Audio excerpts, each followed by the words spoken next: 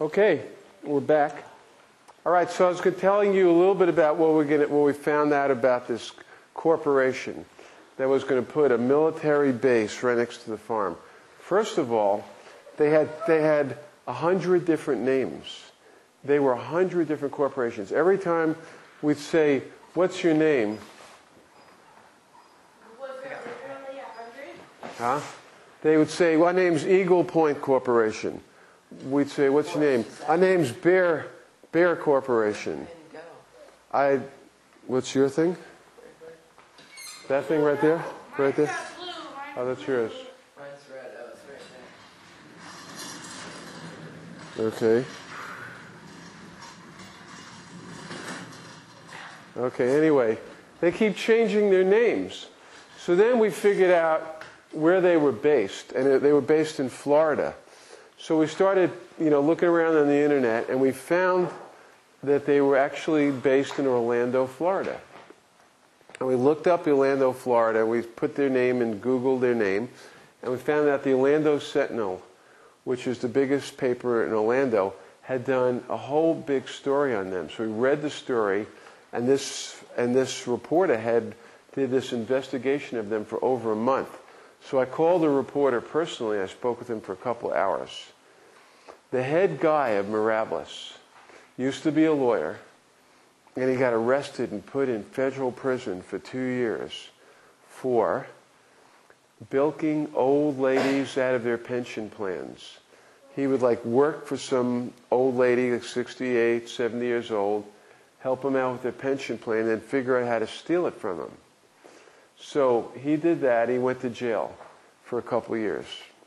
His partner, Kevin Billings, was a Secret Service agent who had worked for the Secret Service, who protects the president and the vice president for years and years, and they had other people. Well, they looked like a very shady company. And, the more we learned about them, the more we didn't even want them putting in an environmental, housing, what's that, green department. And it would just, right, it was unbelievable that they'd switch from,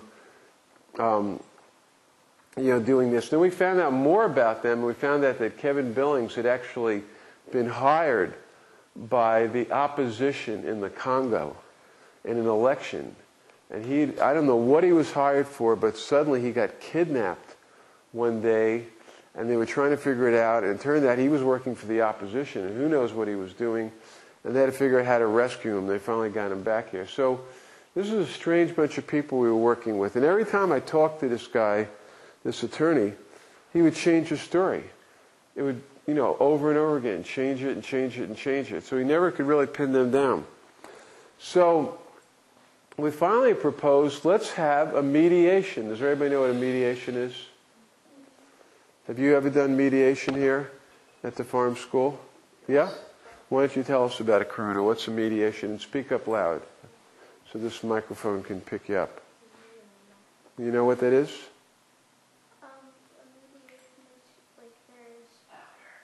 Louder. A mediation is when there are a couple or more than that people, and they something bad or negative happens between them, and then there's a person who wasn't in the conflict who's the mediator, who helps mediate things. Help them with their dispute. Right.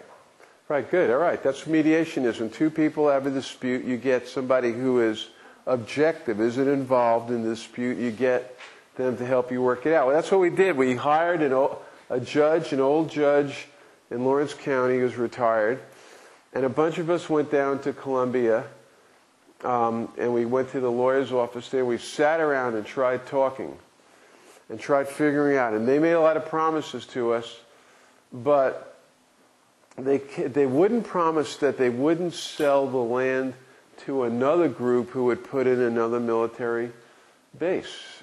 And we didn't want to have to deal with them and deal with another one. We didn't know, and we particularly wanted that because remember I told you they had 100 different names? We didn't want them doing something where they said, okay, we're not going to do it anymore, and then they sell it to another corporation they made up. The corporations that we were dealing with, those are companies, had been put together a week before the sale was in place. In other words, they were fake corporations. They were what's called shell corporations. They weren't real. So we kept working it out with them, Skilling. and they wouldn't move. So I had this idea, and I used this against the police in Portland. I said, you know what these guys don't like? They don't like it when somebody shines the light of day on them. You ever go into a dark room and turn on the lights and all the cockroaches go scurrying? Like that? Well, people who are abusive of power, who are usually are very secretive, especially like police organizations, military organizations, paramilitary, they're very secretive because they're doing a lot of stuff they don't want anybody to know about. And so I said, let's contact the press. So we had a contact with Channel 4, Demetria Kaladimos, who's like one of the anchors on Channel 4. Anybody ever seen her? We called her up. We said, hey, guess what's happening? The farm has sued this paramilitary group, and this guy who's the head of it, he's, you know, a felon who's built old women out of their pension plans. You interested in doing a story? And you know what she said? Yeah, I'll be right on it. I'll be down there tomorrow. She's very interested, very interested. She didn't come down, or I don't remember. She didn't come down. She sent somebody else. There's a guy who came down here. Dennis Ferrier, right. Yeah. He came down, and did he come out here to the school? Right, he did. You remember that? Yeah, he was talking. He was like, man, I'd love to send my kids here and all this. Right. And so he came down here, and we had we had the opening spot on 5 o'clock news, and they did like a 10 or 15 minute segment on us. And if you ever watch the news, they usually do 30 seconds. This was a really long spot about how the farm that never sued anybody before was suing this paramilitary group, and it put a lot of exposure on them. They wanted to stay secretive, and they hated it. They didn't like it at all, and they said, it's not true. We never were going to put a paramilitary camp in there, which wasn't true. It was a lie. A week later, I got a call from the lawyer for the group. They said, we're leaving. We're done. We'll settle with you. And they settled, and we got an agreement together, and they left. The people who were selling it were, at first mad at us because we were interfering with their sale. They were going to get $3 million for this property that was worth $1 million. They were selling it at a killer price. Everybody was mad at us, but when they finally left, we got to be friends with the people who were selling the land, and we actually bought some of the land. Swan Trust bought some of the land. So we never went to trial, and we settled it. It's in your packet there, the settlement. You can go all the way back and look at it at the end. Yeah, the last few pages, it says order of compromise, settlement, dismissal, and release. Right. Well, that doesn't really tell you anything, but the document before, which is called Settlement Agreement Between Plaintiffs and Defendant Sellers. And then we, defendant sellers, released us from all claims. So in other words, they could never sue us again. And if you look on page 2 of it, we released them. And what else happened here?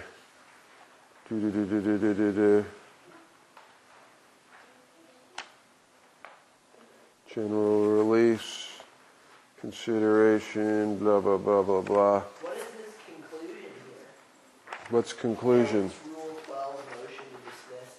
Oh, Is legally insufficient. good. They filed, before we settled the case, that's a good question, what's called a Rule 12 motion against us. What a Rule 12 motion is, remember I told you at first that we filed a lawsuit against them because we thought by having a paramilitary camp that was going to be a nuisance to us. Like here at the school, it'd be, If we were trying to teach a class right now, we'd have to be listening to bam, bam, wah, wah, wah, wah, wah, wah, helicopters coming in and stuff. We couldn't really do our class. We couldn't do our school. But we said that was a nuisance. They filed a motion to dismiss our case called Rule 12 motion because they said it's not real. We're not even there. How can you say that the noise we're going to create is going to disturb you, and we didn't even buy the property yet? That's a stupid lawsuit. That's what they said. But Rule 12 motion says, your lawsuit is dumb. It don't make any sense. Now, if we were there and we were like shooting and dropping bombs and stuff like that, and it disturbed you, then you could file a lawsuit. But what we did was we filed a lawsuit based on what's called prospective nuisance. Prospective nuisance means we think that maybe we're going to be disturbed. And it was weak. Definitely, it was a weak case, but it wasn't, it was enough to get us into court. And we had some other reasons to file a lawsuit, too. They damaged our property. They closed off the road to try to make it private. Those were all better reasons for being in court. But the main reason we were there, like, hey, we don't like what you may do. That was weak. And they filed this Rule 12 motion, and we could have had that part of our case dismissed. But we never had the court decide that because we settled the case. There's one other case in Tennessee that we looked at that was like this. Someone was going to put in a crematorium next to a school. You know what a crematorium is? They burn up dead bodies. They burn up dead bodies. Someone was going to put in a crematorium next to a school. And the school sued these people. Like, you can't put a crematorium next to a school. And the court said, because the crematorium hadn't been put in place yet, they didn't think the school had the ability to sue, and they dismissed it, but they said, you still can sue. It's still possible to sue. So by winning, you guys sort of set a precedent in the state?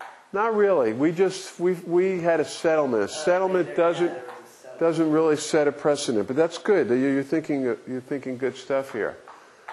But they finally left. That was good. They left town, and we were happy about that. Now, recently, in the last 2 months, we're always worried about that piece of land over there.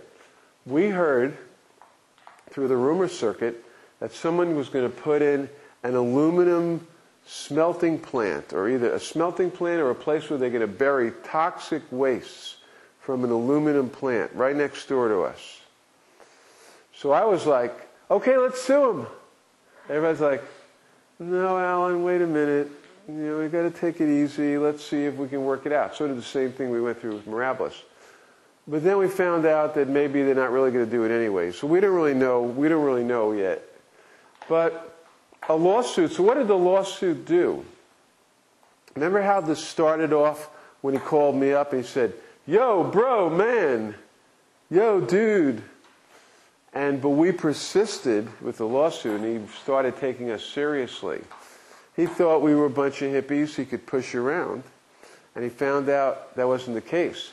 And then, when we went to the press, and the press came down on him and turned the light of the camera on these guys who were trying to be secret, they just ran for the hills, like that. So, any questions? Comments? Yawns? What's that? Interesting. Yeah. Okay. Yeah. Yeah. What's that? I never knew that happened. You never knew that happened. You can keep this and show your parents. It's your copy. You get, these are the official papers from the Mirabilis lawsuit. You didn't know that happened? No, I remember when that happened. Like, I actually got ready to go and say something to, like, at a meeting or something about the fact that, like, I go to the school and I didn't want to be at school and hearing all these gunshots. Right. In the middle of my classes, and most of it, and sometimes like we do classes outside and stuff, and just to be outside hearing all those gunshots, it just sort of. Yeah. Yeah, I actually prepared a that happened right when me and Cord and Kenny were planning the disc golf course. Yeah. Yeah, and that's, if I'm correct, I believe that the border disc golf course borders the Right. land that The was for disc sale. golf course And was we bordering really it. walk out there all the time. Right, right. That's right. It's That's right. on the border, too. All right, so we won. The hippies won, beat a major corporation. Yay. That's it for today. Thank you.